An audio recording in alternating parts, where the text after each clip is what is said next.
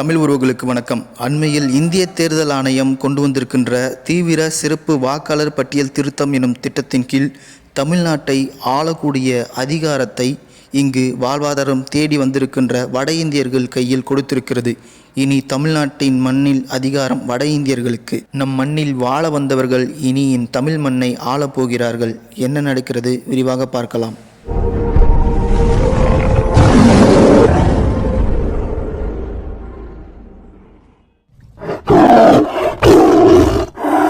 இந்திய தேர்தல் ஆணையம் கொண்டு வந்திருக்கின்ற வாக்காளர் பட்டியல் திருத்த சட்டத்தினால் பீகாரை சேர்ந்த 36 லட்சம் மக்கள் தங்கள் வாழ்வாதாரத்திற்காக வேலைக்கு செல்லக்கூடிய அண்டை மாநிலத்திலேயே அவர்கள் வாக்கு செலுத்தலாம் என்று கூறியிருக்கிறது.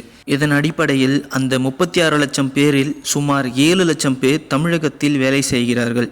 அவர்கள் அனைவருமே தற்போது தமிழக வாக்காளர் பட்டியலில் சேர்க்கப்பட்டு உள்ளனர் என்ற அதிர்ச்சிகரமான செய்தி வந்திருக்கின்றது.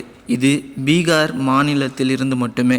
இன்னும் வட இந்தியாவில் உள்ள பல மாநிலங்களிலிருந்து தமிழகத்திற்கு வேலைக்கு வரக்கூடியவர்கள் அனைவரும் வாக்கு செலுத்தும் உரிமையை பெற்றுவிட்டால் இந்த தமிழ் மண்ணை யார் ஆள வேண்டும் என்று முடிவெடுக்கும் பெரும் சக்தியாக அவர்கள் மாறிவிடுவார்கள்.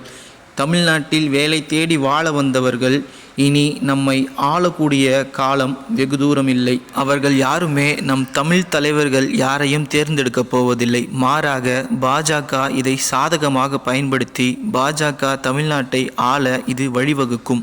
ஏற்கனவே தமிழ்நாட்டில் கட்டுக்கடங்காத வட இந்தியர்களின் வருகையால் ஏதேனும் குற்றச்சம்பவங்கள் நடைபெறாத வண்ணம் அருணாச்சல் பிரதேஷ், நாகாலாந்து, திரிபுரா, மேகாலயா, அசாம், மணிப்பூர் போன்ற மாநிலங்களில் உள்ளது போல இன்னர் லைன் பர்மிட் என்று சொல்லக்கூடிய உள் நுழைவு அனுமதி சீட்டை தமிழ்நாட்டில் கொண்டு வர வேண்டும் என்று நாம் தமிழர் கட்சி வெகு நாட்களாக போராடி வருகிறது. ஆனால் ஆளும் இந்த திமுக அரசோ அதற்கு செவி சாய்த்ததாக தெரியவில்லை. இதன் விளைவாக தமிழ்நாட்டில் அவ்வப்போது அநேக குற்றச்சம்பவங்கள் தொடர்ந்து நடைபெற்று வருகிறது. அண்மையில் கூட திருப்பூரில் தனியார் பள்ளியில் 1ஆம் வகுப்பு மாணவிக்கு பாலியல் தொல்லை, அதேபோன்று திருவள்ளூரில் சிறுமிக்கு பாலியல் தொல்லை நடைபெற்றிருக்கிறது. மீண்டும் திருவள்ளூரில் 17 வயது சிறுமியின் வாயை மூடி வன்கொடுமை நடைபெற்றிருக்கிறது. இதை தடுப்பதற்காக தமிழ்நாட்டில் கட்டாயம் இன்னர் லைன் பர்மிட் என்று சொல்லக்கூடிய உள் அனுமதி சீட்டு மிக அவசியம்.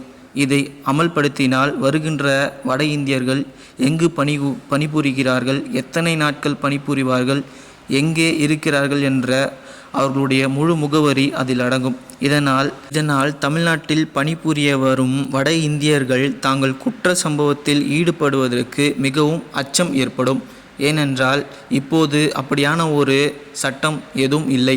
ஆகவே அவர்கள் எங்கிருந்து வருகிறார்கள், எத்தனை நாட்கள் இருப்பார்கள், யார் எந்த ஒரு முகவரியும் கிடையாது.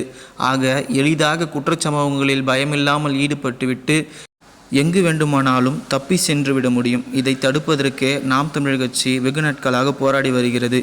இந்த போராட்டம் ஓய்வதற்கு முன்பதாகவே தற்போது அவர்களுக்கு இங்கேயே வாக்குறுதி என்று வந்திருக்கின்ற செய்தி தமிழ் மண்ணிற்கு மிகவும் அச்சுறுத்தலாகவே அமையும்.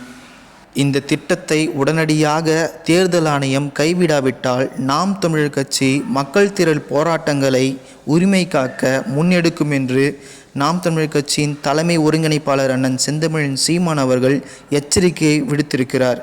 நம் உரிமை பறிபோகாமல் இருக்க நாம் போராட வேண்டியது நம்முடைய கடமை. தமிழர்களாகிய நாம் நம்முடைய உரிமையை காக்க நாம் தமிழர் கட்சியுடன் இணைந்து போராடப் போகிறோமா, இல்லை வடவர்களின் ஆளுகைக்கு கீழ் நாம் அடிமையாக வாழப்போகிறோமா என்பதை இனி தமிழர்கள்தான் முடிவு செய்ய வேண்டும். இனியும் தமிழர்கள் விழித்து கொண்டு சாதி மதங்களை கடந்து ஒன்றுபடாவிட்டால் வந்தவர் போனவரெல்லாம் நம்மை ஆளுகைதான் செய்வார்கள்.